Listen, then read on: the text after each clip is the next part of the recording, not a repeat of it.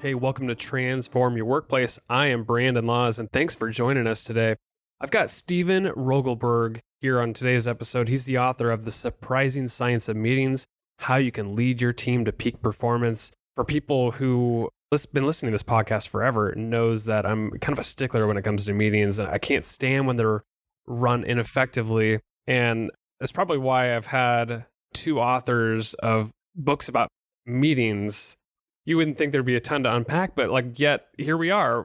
People are still running ineffective meetings. Steven, in his book, has a great angle on it. He talks about the research behind why meetings are ineffective, the costs of meetings, whether or not we need to get rid of them or have more of them. And then he lays out the blueprint for how to conduct a really effective meeting.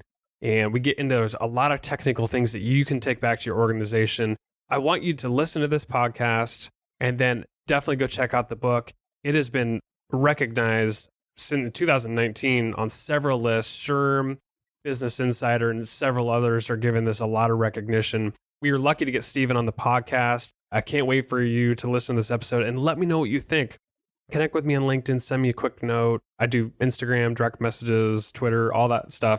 So I look forward to hearing from you. And please, if you listen on Apple Podcasts, go give us that 5-star review. They are really, really helpful in continuing to grow the podcast, and it helps us get really good guests. So thank you so much. Enjoy the episode.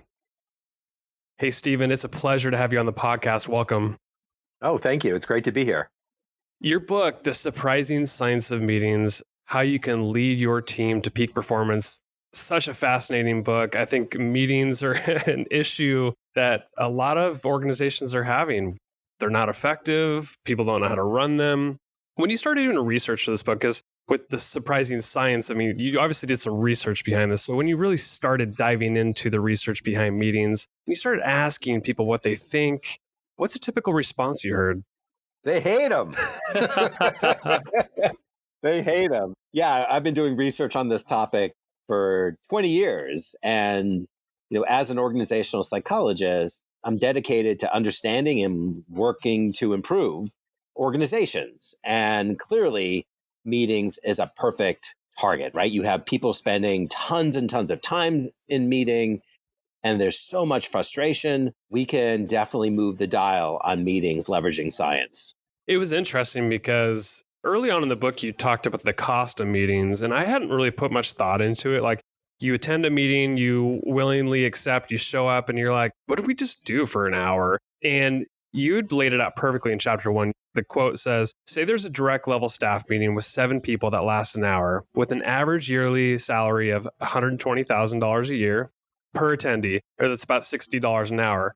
That meeting alone would cost $420. If this staff meeting occurs every week for a year, the total annual cost is about $21,000 for just that one meeting. End quote. It's funny because on the surface, and I read that and I've talked to other people about that particular quote, and a lot of us would probably say, we just need to get rid of meetings altogether, immediately. That's just a waste of money. But my guess, and I'm putting words in your mouth, but my assumption is that you're probably more on the side of where meetings at that level of cost just need to be effective rather than just get rid of them altogether. Am I right in assuming that? You are. A world without meetings is much more problematic. Meetings are a mechanism for communication, coordination, cooperation, consensus decision-making. In many regards, organizational democracy takes place in meetings. I see meetings as an evolution of organizations and how they interact and connect with their human resource. So the goal is not to eliminate meetings. The goal is just to eliminate bad meetings and to increase the ratio of good meeting time to bad meeting time. When you did your research, was there any misalignment with the perception of meetings by those who run meetings and those who attend them? I'm curious what each side would say. Yes, for sure. We've done research on satisfaction with meetings, and almost invariably, someone leaves the room feeling quite positive about the meeting experience. And do you want to guess who that is? The meeting leader? Yeah, the meeting leader. And this really shouldn't surprise us, right? The meeting leader is in control of the experience. The meeting leader is doing lots and lots of the talking, maybe even all the talking. So they're loving it, right? They're loving this experience. This is so much fun just to be talking and talking and talking. But everyone else's experience can be quite different, right? We relinquish control to that leader. And that leader might do nothing to engage us or bring us in. That leader may have asked us to attend a meeting that is irrelevant to us. So basically, there's definitely this duality between the experiences. And we think about the causes of this. First of all, we know it's human nature to basically have these inflated self-perceptions. We all think we're better than average. And meeting leaders then think they're better than average at running meetings. But there's another factor at play. The research suggests that only around 20% of all leaders receive any training on how to lead a meeting. Now, think about that for a moment. Wow, that's right? incredible. So there are 55 million meetings a day in the US alone, approximately, and only 20% of leaders receive training. This is kind of bonkers, right? This is a legitimate blind spot.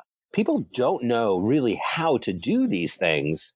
Then obviously their self-perception might not be aligned with reality. That is unbelievable. You had even cited several studies in the book that too many meetings is just the biggest time waster. And that's the perception of a lot of people. And it's the reality. We can't scrap meetings altogether, but what's your idea about making sure that meetings are effective? First, have everyone buy the book. Yeah, there you go. That's the whole hope of the book. As you read it, it's so different than your typical meeting book. It doesn't present any kind of magic formula because the research doesn't support that. What it presents is what the science says on how to make meetings better. And there really is a legitimate science that can help us through this. The key is for leaders to be intentional, right? For leaders to make choices when they're designing and running meetings. For leaders not just to kind of rehash and recycle bad practices. I know we'll get into it probably throughout our conversation. Yep. I guess what's really important for listeners to recognize is that there really is a meaningful set of approaches and tools from, who do you invite to a meeting, to the size of the meeting, to the length of the meeting, that all can be useful in moving the dial. And not one of them in and of themselves is enough, but together they can be incredibly helpful. Yeah, I love that. There's a quote that I pulled that I think illustrates the point that it really starts with the meeting leader. The quote says, "A poorly conducted and unnecessary meeting is indeed a form of time theft, a theft that can be prevented," end quote.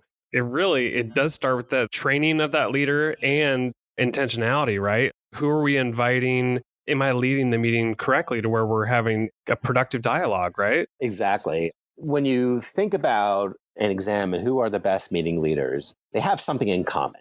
And what they have in common is that they inherently have a steward of others' time mindset. Now, let's think about that, right? A steward of others' time. When you recognize your role as a steward of others' time, then you are intentional and you are deliberate and you want to honor people's time and not have them waste time. So when you have that mindset, you make choices, you think carefully. To help illustrate this, interestingly, we actually have this mindset all the time when we meet with executives or customers, right? We never meet with a high-level executive or a customer such that we haven't thought about it, we haven't planned, we haven't envisioned the meeting, right? Because we don't want that person to leave the meeting going, dang, you just wasted my time. That whole set of intentionality, we just don't apply to our regular daily meetings. We leave it at the door. And we have these abilities in us. We just have to keep transferring it to other contexts and recognize that we want to be a steward of others' time, even if that person is not someone high level, because a good steward cares about everyone's time. Yeah, and I think that behavior transfers too. So even if it's a lower level person, they're eventually going to run a meeting at some point. And don't you want to basically coach and really lead by example when you're running meetings, right? Oh, absolutely. I think leaders don't recognize that meetings are their opportunity. Meetings are their opportunity to differentiate themselves from others. Meetings are the display stages of leadership.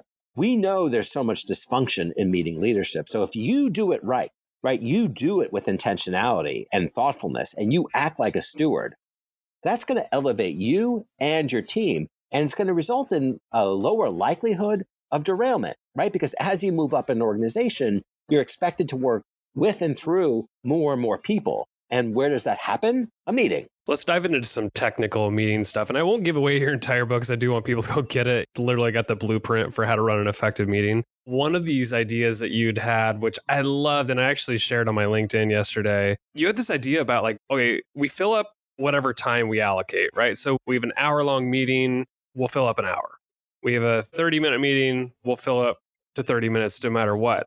You had this idea of, okay, you have an hour-long meeting, end it at 50 minutes. 30-minute meeting, end it at 25 minutes. What are the benefits of doing something like that? So first of all, I just want to say thank you so much for reading my book so carefully. As an author, that just makes my day. So really, really appreciate it. Oh, yeah, you're welcome. The foundation of the conversation around time really stems from Parkinson's Law. And Parkinson's Law has been vetted very well in the research. And it's this idea that work expands to fill whatever time is allotted to it. So if you schedule a meeting for an hour, magically it's going to take an hour. And most meetings are scheduled for an hour. And why do you think that is? Why are most meetings scheduled for an hour? Am I putting you on the spot?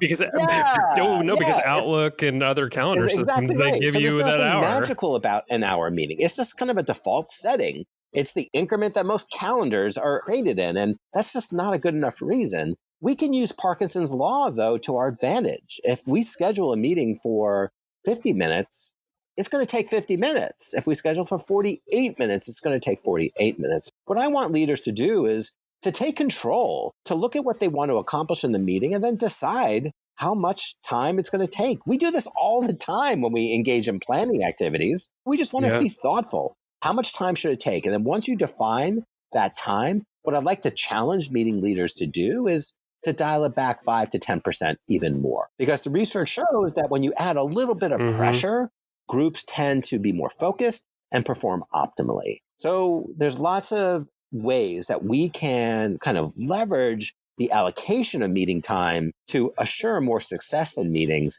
And the added benefit is that we are able to give people the greatest gift in the world, the gift of extra time.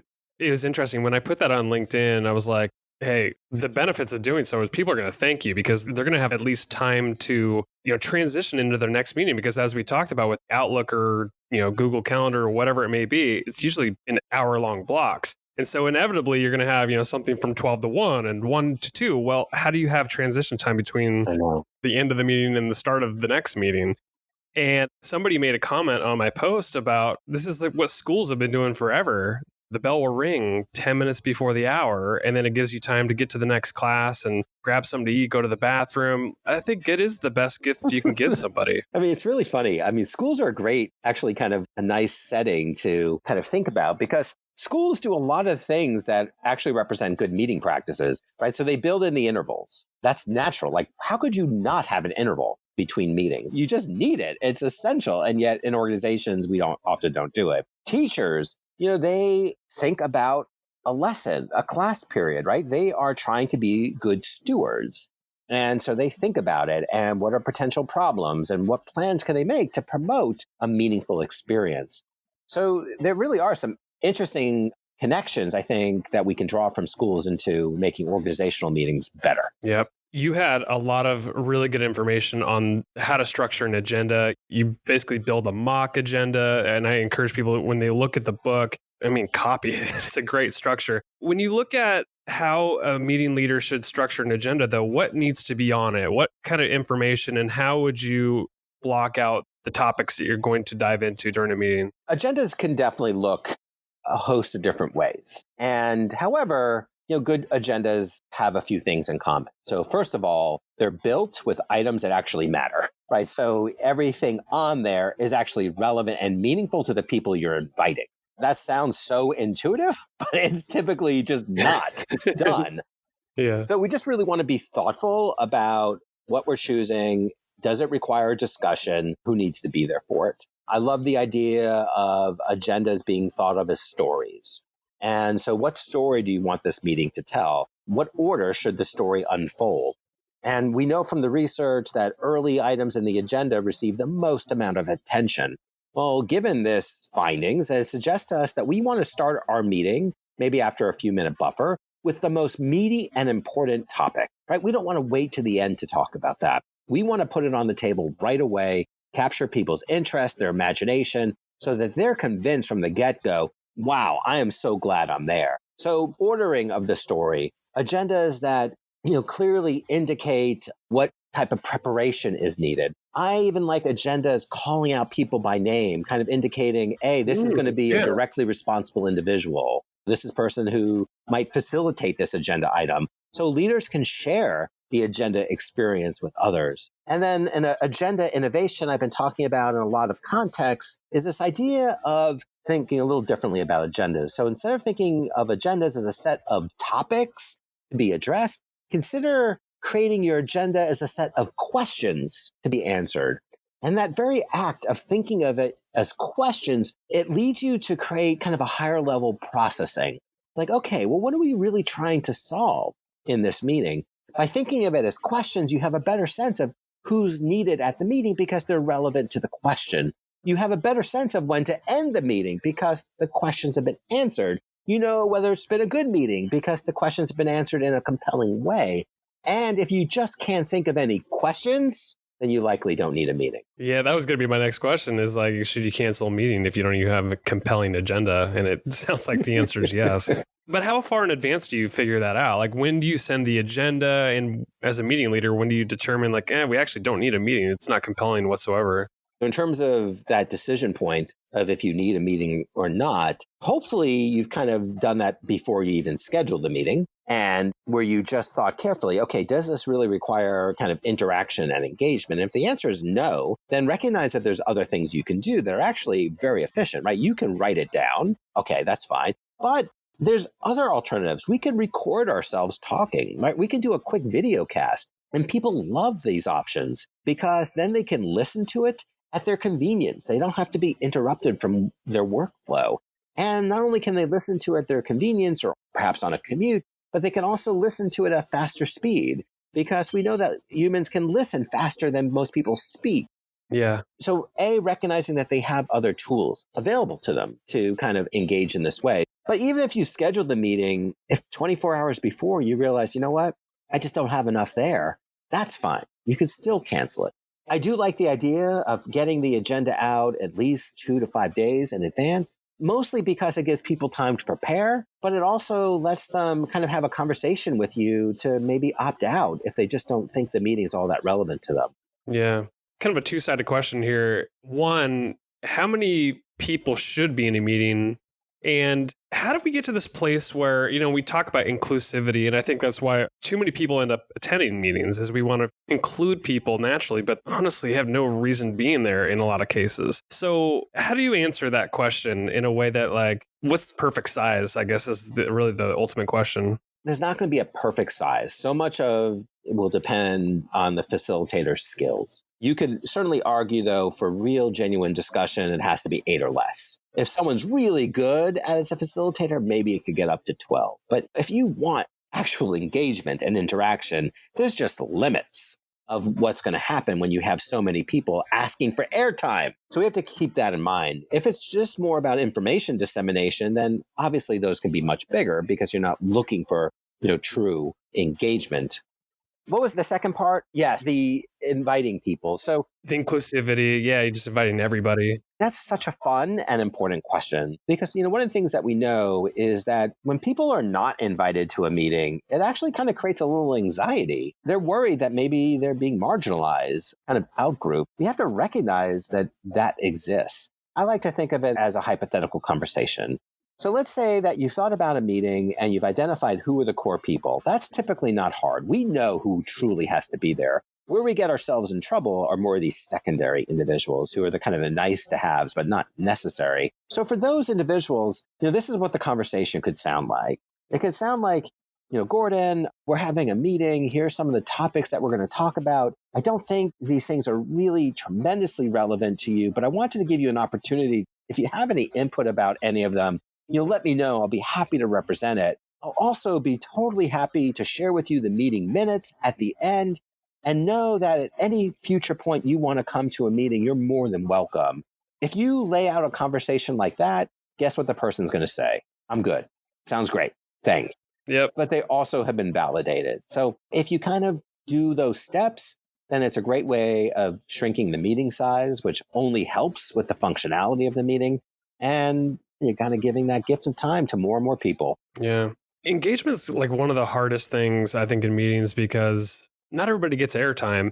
But you had some really good ideas in the book about how to get people engaged when not everybody can talk all at once and talk over each other. You have this idea of like incorporating silence, brainwriting. Do you want to talk about any of those or other ideas that you think would create really good engagement? Sure. There are lots of different tools that a leader can use. And I spend quite a bit of time in the book sharing different approaches that I think can be helpful for people. I have a whole chapter around this idea of silence being this incredible way of actually energizing meetings. And I actually just had an HBR piece I put out about it as well. And so silent brainstorming is really pretty fascinating. So the research shows that if you have, let's say, two groups, one is brainstorming verbally and the other one's brainstorming silent. And what a silent brainstorming group is doing is just writing ideas on paper or into an app. Well, silent brainstorming groups generate nearly twice as many ideas, and those ideas tend to be more creative and more disruptive. And the reason being is, A, everyone can talk at once, right? Because they're writing in silence. And B, you don't know what the other people are saying, right? So you're bringing your true self to it. You're divorcing the person from the idea. So it's giving voice to everyone from the high power to the low power to all these different status characteristics, right? It's an equalizer. You're letting the merits of the content emerge. And then, so you have a greater wealth of ideas. And then when the group talks about them, well, again, it's not attached to people. So it's a more of a genuine discussion. And there certainly will be conflict, but that conflict is around ideas and not people. So that just gives you a feel for one option. But, really, I try to lay out in my book there's probably 20 or 30 different options. And what I want a meeting leader to do is to think about who they are as a person, as a leader, and just pick some good choices, pick some choices that feel right for them and give it a go. And then learn, reflect, grow, right? Learn, reflect, grow. See how something works for you. If it works well, great, keep going. But if it's not, then okay, try something else. And that's perfectly fine. Again, it goes back to what we talked about earlier. That's what a good steward does. How do you like to start meetings? Because I feel like that would be the hardest thing to do is to make sure it starts off on the right foot. To do icebreakers, activities, start it with posing a question. What is it? Just dive right in or what? Listen, icebreakers sound fun in spirit, but people, they just want to get stuff done. I know. I'm a big believer that a meeting leader needs to start their meetings very well. And, kind of think of it as they are starting the meeting similar to how a host would start an event.